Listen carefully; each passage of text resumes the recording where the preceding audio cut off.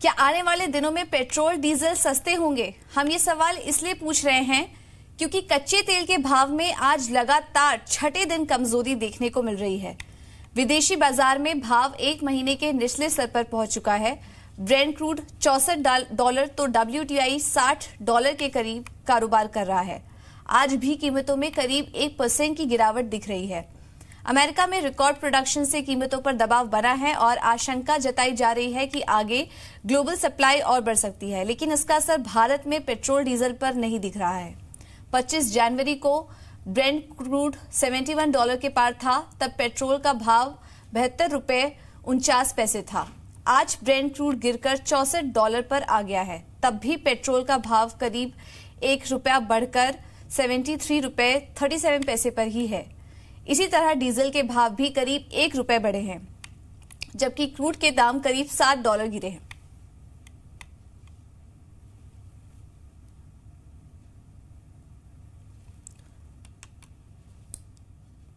और इस वक्त हमारे साथ प्रकाश जुड़ चुके हैं। प्रकाश, बताइए क्या डिटेल्स हैं आपके पास?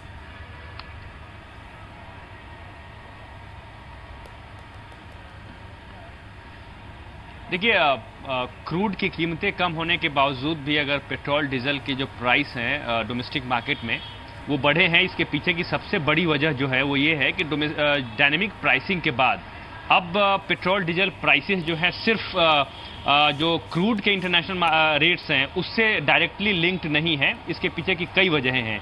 अब जो पेट्रोल डीजल के जो डोमेस्टिक प्राइस है वो पेट्रोल डीजल के इंटरनेशनल प्राइस से भी लिंक्ड है।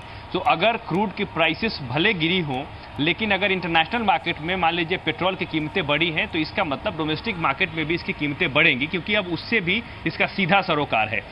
ये एक बड़ी वजह है जिसकी वजह से कीमतें कम नहीं हो रही। दूसरी चीज़ ये है, जैसा कि अगर आप OMCs में जो हमारे सोर्सेस है वो ये बता रहे हैं कि जब क्रूड की कीमतें लगातार बढ़ रही थी और उस वक्त उस रेशो में, उस अनुपात में डोमेस्टिक मार्केट में जो पेट्रोल डीजल की प्राइसेस है वो नहीं बढ़ रही थी, क्योंकि सरकार ने एक तरीके से कंपनियों को इस बात को लेकर भी सावधान किया था कि कीमतों को उतनी तेजी से न बढ़ाएं। सो अभी उनके पास स्कोप है कीमतें बढ़ाने का, क्योंकि जो पहले का लॉस हुआ है उसको देखते हुए भी कीमतें ये बढ़ रही हैं। जहां तक और जानकारी जो है क्रूड की कीमतें अभी क्यों कम हो रही हैं, उसके पीछे की वजह यह है कि जैसे जैसे सर्दियों का मौसम खत्म हो रहा है तो डिमांड में थोड़ी कमी आ रही है। दूसरी चीज़ ये है कि जो जियोपॉलिटिकल रीजन्स हैं उसमें भी स्थिरता का धीरे धीरे माहौल बनता हुआ दिख रहा है। उसकी वजह से भी कीमतों में क्रूड की कीमतों में कमी आई है। लेकिन अब ये देखने वाली बात होगी कि ये कीमतें क्या इस लेवल पे रहती हैं, क्या उसमें और कमी आती है या फिर उसमें और तेज़ी आती है। ये बहुत कुछ इस बात पर डिपेंड करेगा कि रिफाइनरीज की एक्टिविटीज़ कैसी होती हैं, प्रोडक्शन किस तरीके से होता है और ओपेक कंट्रीज जो हैं उनका रवैया किस तरह का होता है।